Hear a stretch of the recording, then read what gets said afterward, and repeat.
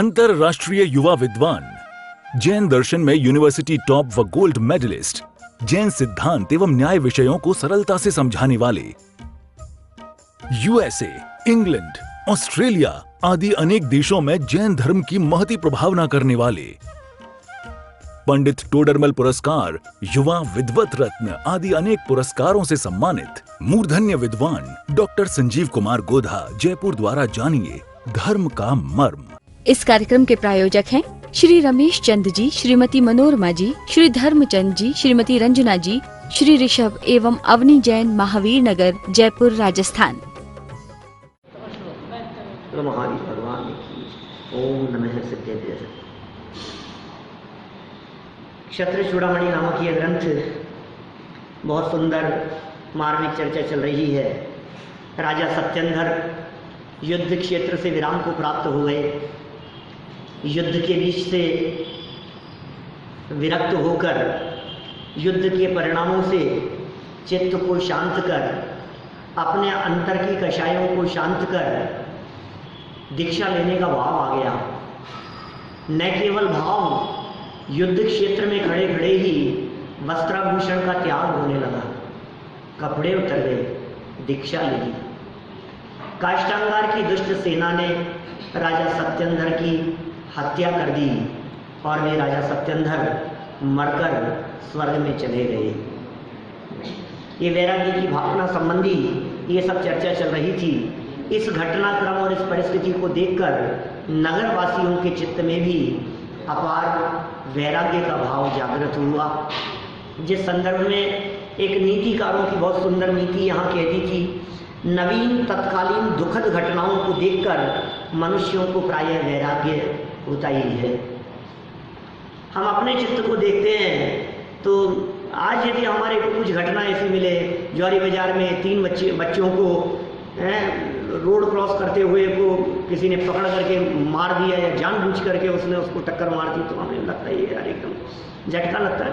कोई ऐसी अनहोनी जैसी घटना, यद्यपि अनहोनी कुछ होती नहीं है इस जगत में, लेकिन कुछ असाधारण घटनाएं यदि हमारे चित्त में आती हैं, जगत में हम देखते हैं, तो देखकर हमारे हृदय में भी ये वैराग्य भाव उत्पन्न होता ही है। जब राजा सत्येंद्र की इस प्रकार हत्या हो गई तो वहाँ नगरवासियों को निश्चित रूप से वैराग्य का परिणाम आया ही हुआ। वैराग्य का परिणाम उनके चित्त में चलने लगा। ऐसा नहीं हो सकता था कि जब राजा सत्येंद्र परिग्रह का त्याग कर रहे हैं, जब दीक्षा ले रहे हैं, मुनि बन रहे हैं, तो मारने की क्या जरूरत है? क्या बिना मारे उनको नहीं छोड़ा जा सकता था? नहीं मारो, क्या दिक्कत है?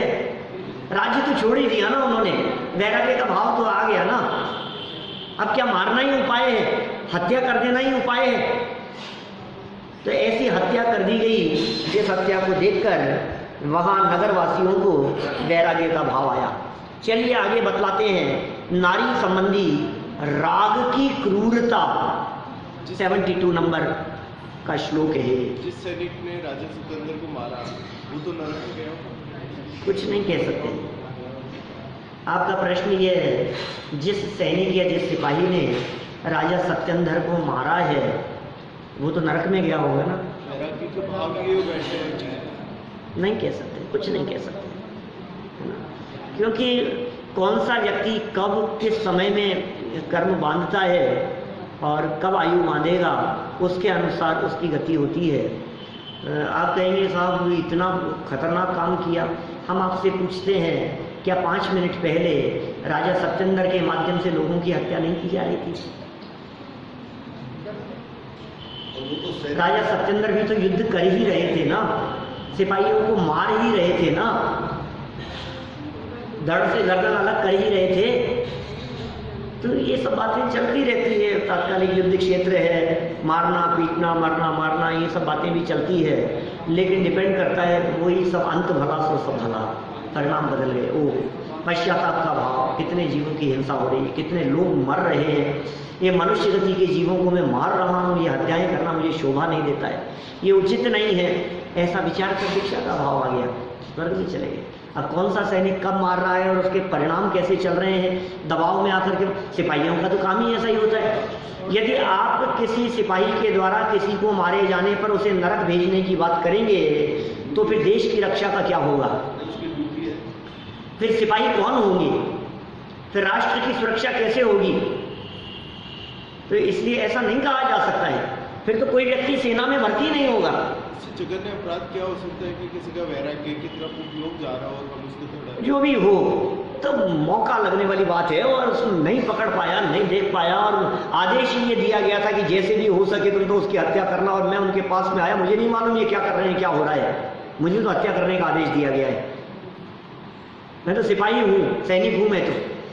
आज भारतीय सेना में जो लोग हैं, वे जो बॉर्डर पर जो तैनात है ना, जो लोग सेना में, उनका उपकार है जिस वजह से हम लोग यहाँ शांति से बैठकर स्वाध्याय कर पा रहे हैं।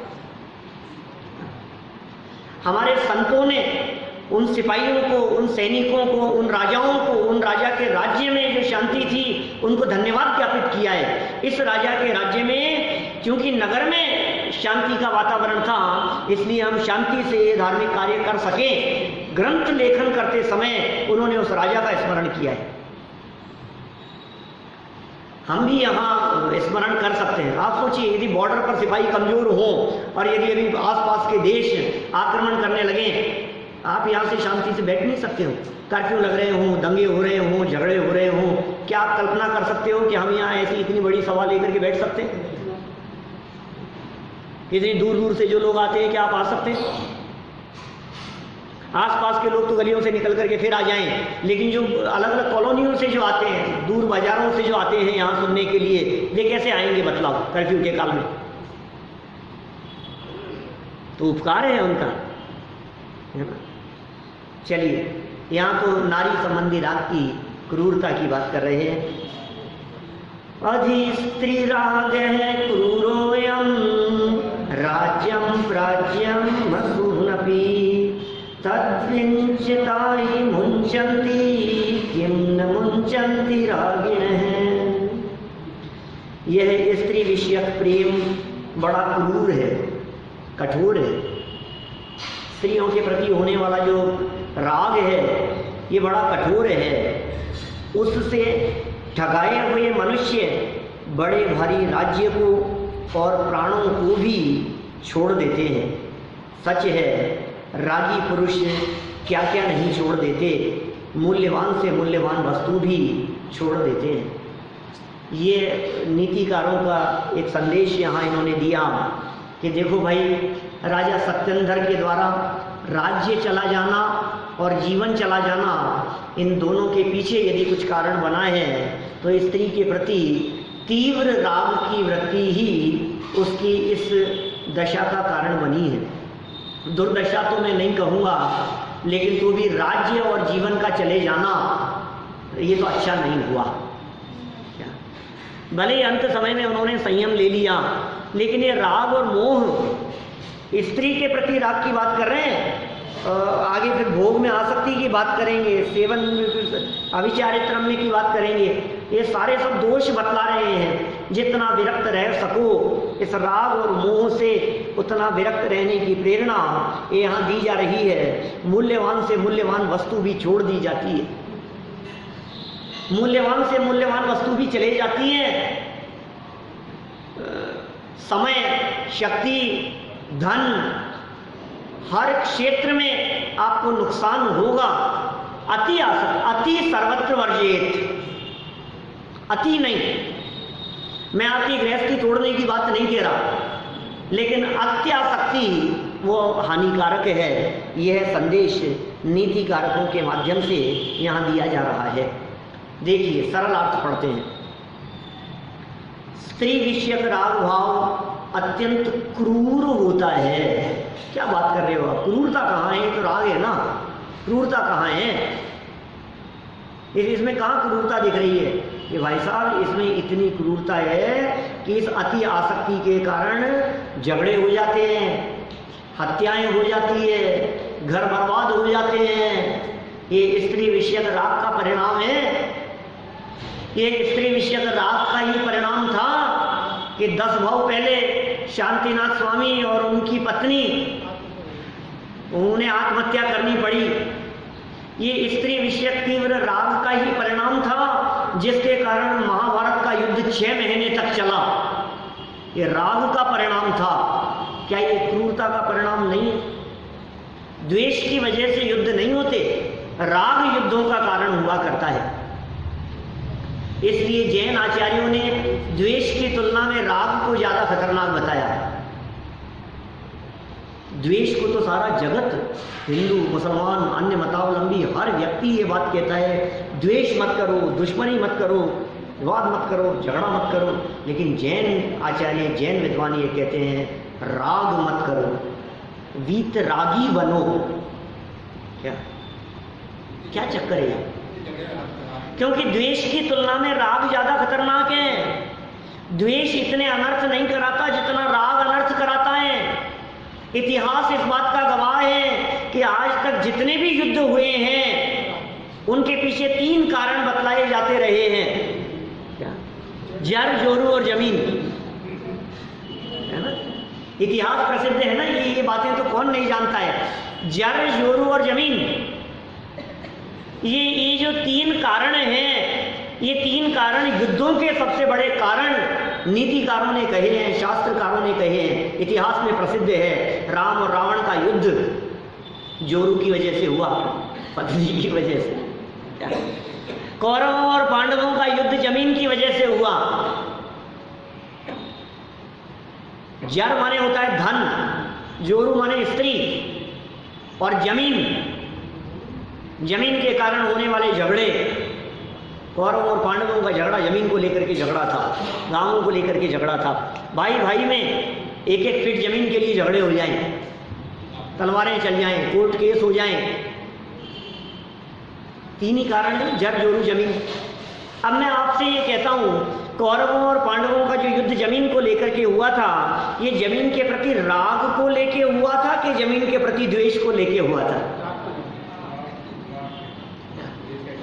कौरवों को तो जमीन के प्रति तीव्र राग था ही, लेकिन पांडवों को भी राग कम नहीं था। क्या? कम से कम 5 गांव तो हमारे को चाहिए, 5 भाई हैं हम। क्या? क्यों? रहने के लिए, जीवन यापन करने के लिए 5 गांवों की जरूरत होती है। 5 मकान में काम नहीं चल सकता। 6 फुट जमीन। क्या? 6 फीट जमीन बहुत है।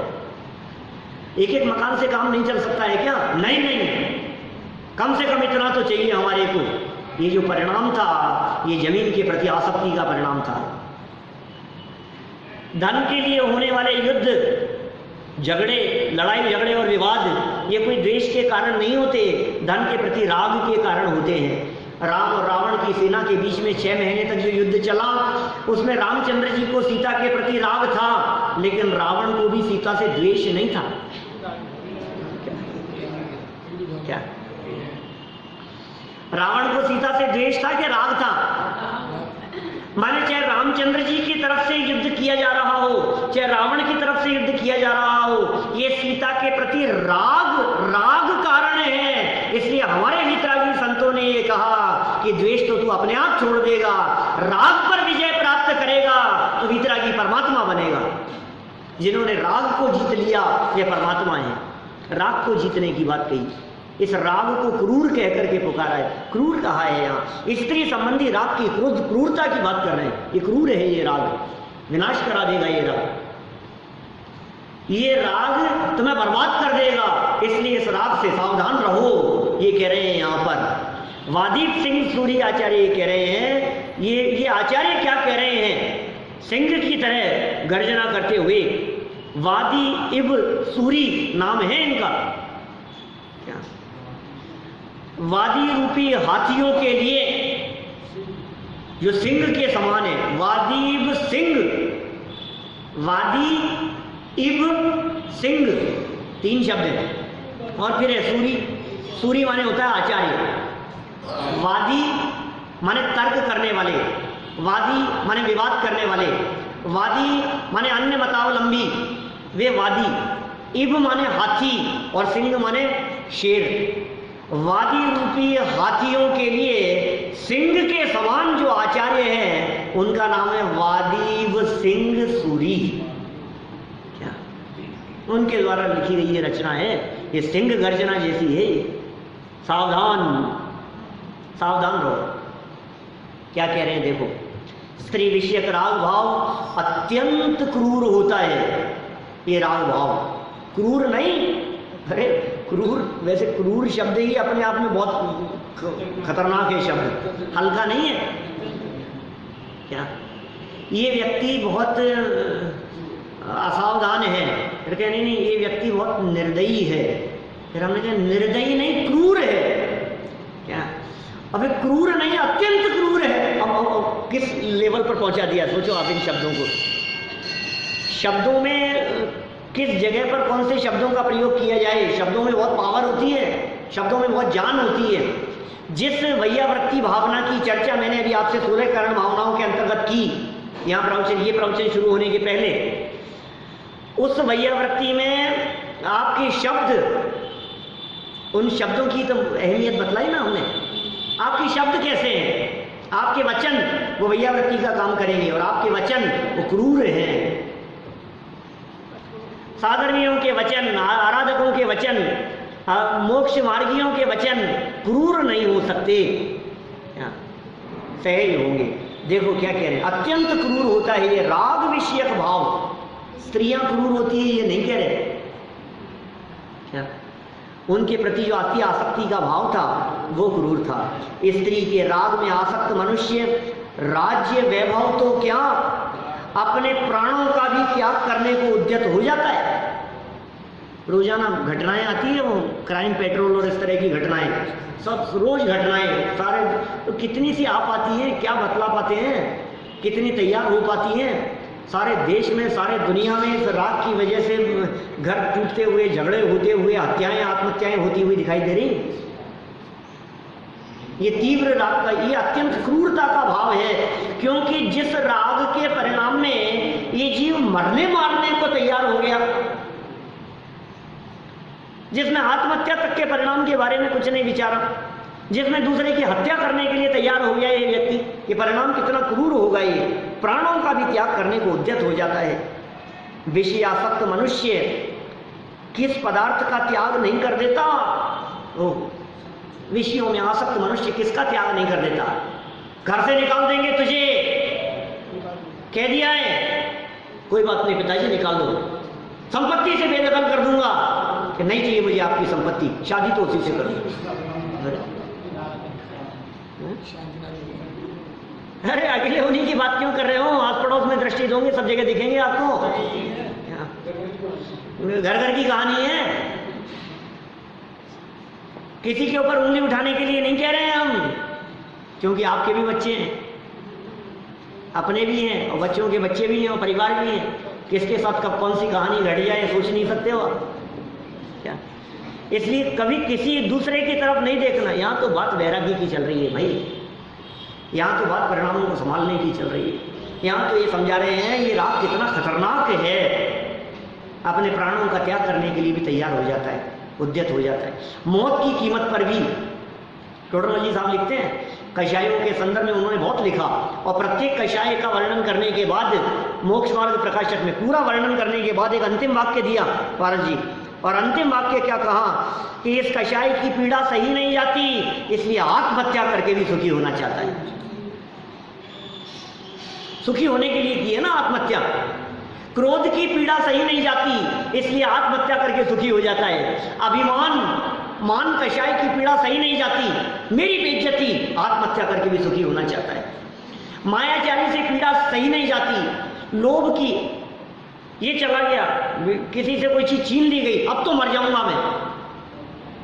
इसी तरह से सभी कषायों में हास्य, रति, अरति, शोक, भय, जुगुप्सा, स्त्रीवेद, पुरुषवेद, नपुंसकवेद, सबकी ऐसी स्थिति है। आत्महत्या करके भी सुखी होना चाहता है, अर्थात सब कुछ छोड़ने को तैयार हो जाता है। एक ऐसा स्वरूप है जगत का। जगत के ऐसे स्वरूप को यहाँ समझा रहे हैं, और अपने चित्त में यदि इस प्रकार का क्रूरता का भाव पनपता हुआ दिखाई दे रहा हो तो उसको त्याग की प्रेरणा दे रहे हैं। नीतिकारों की प्रेरणा है क्या? नीतिकारों का देश, समाज, राष्ट्र निर्माण में बहुत बड़ा योगदान रहा है। ये नीतिकारों के श्लोक ये बहुत बल प्रदान करते हैं। ये नीतियां क्यों बनी? जीवन निर्माण के लिए है। जीवन को किस तरह से परिष्कृत किया जा सकता है, निर्मल किया जा सकता है, पवित्र किया जा सकता है, उसके लिए बनी हुई ये नीतियां हैं। श्लोकार्थ हुआ, देखो विशेषार्थ पढ़ते हैं। ऐसे क्या जैसे राग क्रूर होता है, ऐसे क्यों कहा स्त्री विषयक राग क्रूर है? इसलिए कहा कि राजा सत्येंद्र की कहानी चल रही है, रानी के मोह में उलझा था, प्राण भी चले गए और राज्य भी चला गया। बाकी वैसे इसलिए राग ही क्रूर है। राग ही क्रूर है, किसी के प्रति भी हो, ठीक है, अति आसक्ति का भाव। लेकिन विशेष रूप से स्त्री के प्रति राग ये ज़्यादा हावी होता है जगत में लोगों के दिलो दिमाग पर, इसलिए उसके ऊपर यहाँ चोट मारने की बात कही है। देखो विशेषार्थ में उसको खोल रहे हैं। राजा सत्येंद्र का मरण रानी से विशेष आसक्ति के कारण ही हुआ। क्या बात कर रहे हो साहब, रानी की वजह से थोड़ी ना हुआ है, काष्ठांगार की वजह से हुआ है। अरे नहीं, काष्ठांगार की वजह से नहीं। क्या किसको दोष दें? वो राजा यदि काष्ठांगार को दोष दे रहा है तो इसका मतलब वो धर्मात्मा नहीं है। दूसरों पर दोषारोपण करने वाले धर्मात्मा नहीं हो सकते। दोष किसी का नहीं है, गलती अपनी है, अपने को सुधारो। राजा सत्येंद्र का मरण, क्या कह रहे हैं, सत्येंद्र का मरण रानी से विशेष आसक्ति के कारण ही हुआ। अतः नगरवासियों का स्त्रियों के राग परिणाम की मुख्यता से विचार करना स्वाभाविक ही है। नगरवासी विचार कर रहे हैं, नगरवासियों का विचार है तो उसके राग की वजह से देखो हैं, स्त्री के प्रति राग उसे ले डूबा। यही तो कहेंगे ना, क्या चर्चा करेंगे लोग। यदि राजा सत्येंद्र स्त्री के राग में उन्मत्त नहीं होते तो उनका मरण क्यों होता? उन्मत्त माने नशे में, उन्मत्त माने तो मत्त माने होता है नशा, और उन्मत्त माने वही कुछ नशे में, कुछ नहीं है, कुछ बेहोशी जैसी दशा है, कुछ विचार नहीं है, विचार शून्य, पागल जैसी स्थिति। स्त्री के राग में उन्मत्त नहीं होते तो उनका मरण क्यों होता? गर्भवती रानी असहाय क्यों होती? बोलो, वो असहाय क्यों बनती? विजया रानी असहाय हो गई। अपात्र, कृतघ्न और अविचारी काष्ठांगार भी राजा कैसे बनता? इस काष्ठांगार को राजा किसने बनाया? किसने बनाया बताओ? वो खुद बन गया? राजा सत्येंद्र ने बनाया है। इनके गलत काम, इनकी गलत नीतियां, इनके समय की बर्बादी, ये इसने उसे राजा बना दिया। मुझे पंडित मिलापचंद जी साहब पहाड़िया थे ना, उनकी एक लाइन याद आती है, तो प्रवचनों में बोला करते थे। एक ही लाइन है, दो तीन बोलते होंगे पता नहीं मेरे को, एक लाइन याद आ रही है। चोरन का कुछ दोष नहीं जब मालिक को होश नहीं। क्या क्या क्या क्या था? चोरन का कुछ दोष नहीं जब मालिक को होश नहीं। चोर का क्या कसूर है? उसका क्या दोष है? वो तो चोरी करने के भाव से आया था। अब तुम ही ऐसे हो, तुम्हें होश नहीं है, उसका क्या दोष है? तुम यदि सावधान होते तो वो भी चोरी नहीं कर पाता। इसी बात को यहाँ लगाओ, नीतिकारों के वाक्य जैसा है। माने काष्ठांगार का कुछ दोष नहीं जब सत्येंद्र को होश नहीं। मैं कोई काष्ठांगार की तरफदारी नहीं कर रहा हूँ, उसकी तरफ से वकालत नहीं कर रहा हूँ। क्या दुष्ट तो था ही, अपात्र तो था ही, लेकिन उसकी अपात्रता को राजा किसने बनाया? राजा सत्येंद्र की निष्क्रियता ने। अपात्र तो है ही, वो पात्र नहीं, योग्य व्यक्ति नहीं है वो। कृतघ्नी, उपकारों को भूल जाने वाला, अविचारी, विचार नहीं करता है। ऐसे काष्ठांगार भी राजा कैसे बनता? तथा सज्जन मनुष्य संत्रस्त कैसे होते? हो रहे हैं आज सज्जन मनुष्य तृप्त हो रहे हैं, संतृष्ट हो रहे हैं, क्योंकि अब काष्ठांगार राजा बन गया। धर्मदत्त जैसे जो मंत्री थे, अब उनका क्या होगा? राजा के हित चाहने वाले जो लोग थे, अब उनका क्या होगा? प्रजा में जो धार्मिक विचार रखने वाले थे, अब उनका क्या होगा? अब जब नगर में जिन मंदिरों का निर्माण नहीं होगा, अब नगर में धार्मिक आयोजन नहीं होंगे, वो राजा क्रूर यदि है तो क्या होगा? सोचो आप। 2-4 दिन पहले मैंने टोडरमल जी की कथा आपको सुनाई थी। क्या आपको पता है, राजा के कान भरने के आधार पर जो टोडरमल जी की हत्या करा दी गई, उसके पश्चात जैन समाज में बहुत उग्रता का वातावरण छा गया, विद्रोह का वातावरण फैल गया, और उसके पश्चात राजा माधो सिंह, जिसके आदेश से ये काम हुआ था, उसने नगर में जैन मंदिर बनाने की घोषणा की, जैनियों के प्रति बहुत प्रीति प्रदर्शित की, वात्सल्य प्रदर्शित किया, सहयोग करने की भावना, आपके लिए जो धर्मशालाएं बनाओ, मंदिर बनाओ, बहुत काम किए उसने। उसके द्वारा अपने किए हुए का पश्चाताप उसे हुआ। मेरा ये कहना है, राजा यदि आपके हित में है तो धर्म आराधना होगी, धार्मिक आयोजन होंगे, धर्मशालाएं बनेंगी, जिन मंदिर बनेंगे, मंदिरों का जीर्णोद्धार होगा, ये सब राजाओं की उदारता का परिणाम है। और राजा यदि उदार नहीं है तो आप पंचकल्याणक नहीं करा सकते, आप धार्मिक आयोजन नहीं कर सकते, आप जुलूस नहीं निकाल सकते, आप प्रभावना नहीं कर सकते। ये सब राजाओं का उपकार है। अब क्या होगा? अब इनके साथ में क्या होगा? सज्जन मनुष्य संतृष्ट होने लगे।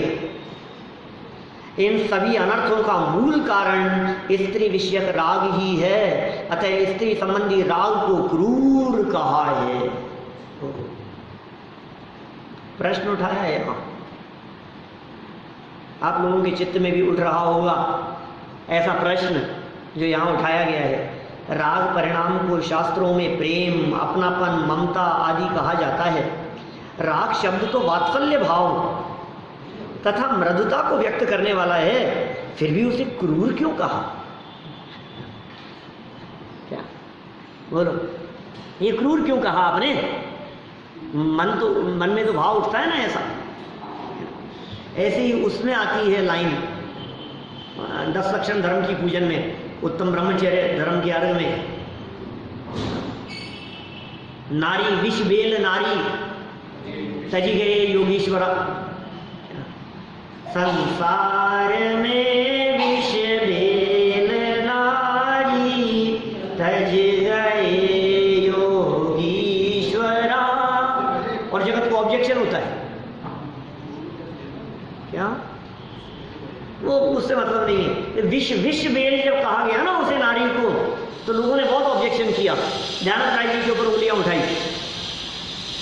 पूजा में से लोग पंक्तियां बदलने लगे, महिलाएं पढ़े तो ऐसे नहीं, इसको पलट करके पढ़े। अरे भाई, यहाँ महिला पुरुषों की बात नहीं है, यहाँ तो बात चित्त में उठने वाली उस विकृत राग परिणाम की है जिसे विष बेल कहा गया है। लोगों ने कहा साहब तीर्थंकरों की भी माताएं होती है, माताओं के हृदय में वात्सल्य होता है, अब आप स्त्री मात्र को कैसे कह सकते हो? स्त्री की जगह पत्नी लिखो। अरे क्या बात कर रहे हो? क्या बहन भी विषबेल हो सकती है? क्या माता भी विषबेल हो सकती है? क्या पुत्री भी? ऐसे कैसे लिख रहे हो आप इसको? अरे भाई, स्त्री शब्द का प्रयोग चित्त में उठने वाली जो राग वृत्ति थी उसके संदर्भ में किया गया है। यहाँ प्रश्न उठाया, वात्सल्य और मृदुता को व्यक्त करने वाला है राग परिणाम तो, और स्त्रियों के मन में जैसा अपनापन होता है, माँ बेटे का जैसा प्रेम है, क्या गाय और बछड़े की जैसी प्रीति है पुत्र के प्रति, तो ऐसा वात्सल्य भाव जैसा स्त्रियों में देखा जाएगा वैसा पुरुषों में सहज ही नहीं होता है। पुरुषों में इतना प्रीति का भाव नहीं होता है जितना स्त्रियों में देखा जाता है। तो बोले आप ऐसे परिणाम को क्रूर क्यों कह रहे हो? क्रूर क्यों कहा? उत्तर सुनो, स्त्री विषयक राग के वशीभूत अज्ञानी तथा पापी मनुष्य अति कठोर, भयंकर, अमानवीय और क्रूरतम कार्यों को करने के लिए भी सदा तत्पर रहते हैं। इसलिए लिखा है, हम क्या करें? तो स्त्रियों को क्रूर थोड़ी ना कहा है, आपको गलत फहमी हो गई है। ये जो स्त्री विषयक राग की क्रूरता की चर्चा चल रही थी ना, तो स्त्रियों वाला जो पार्ट है वो सोच रहा था ये कैसे लिख रहे हैं, ये हमारे लिए, अरे आपके लिए नहीं लिख रहे, ये इसको यदि थोड़ा गहराई से देखो तो सारी क्रूरता इनके ऊपर लागू हो रही है। क्या? क्योंकि जो स्त्री विषयक राग संबंधी जो क्रूरता है वो क्रूरता किसके चित्त में है बताओ? तो पुरुषों के चित्त की क्रूरता की बात चल रही है ना। तो क्रूर कौन? पासा बदल गया एकदम, बात एकदम उल्टी हो गई। ये तो आप कौन से एंगल से देख रहे हो? ये कह रहे हैं ये राग के वशीभूत जो कोई अज्ञानी व्यक्ति है, जो कोई पापी व्यक्ति है, जगत में पापी मनुष्य हैं, वो अति कठोर हो जाते हैं, भयंकर और अमानवीय और क्रूरतम कार्यों को करने के लिए भी सदा तत्पर रहते हैं। वे विवेक शून्य होकर कुकृत्य करते हुए सर्वत्र और सदा काल सबको दिखाई देते हैं। वे कुकृत्य करते हुए दिखाई देते हैं, विवेक शून्य हो जाते हैं। इस अभिप्राय से ही स्त्रियों को नहीं, उन संबंधी तीव्र राग को, अत्यंत राग को, अत्यंत अपनेपन को, उस राग को क्रूर कहा है, जो कि यथार्थ ही है। और भोग में आसक्त मनुष्य को शूकर के समान कह दिया गया है। कैसे शूकर के समान है चर्चा करेंगे कल। अभी की बात तो यही विराम। इस कार्यक्रम के प्रायोजक हैं श्री रमेश चंद जी, श्रीमती मनोरमा जी, श्री धर्मचंद जी, श्रीमती रंजना जी, श्री ऋषभ एवं अवनी जैन, महावीर नगर, जयपुर, राजस्थान।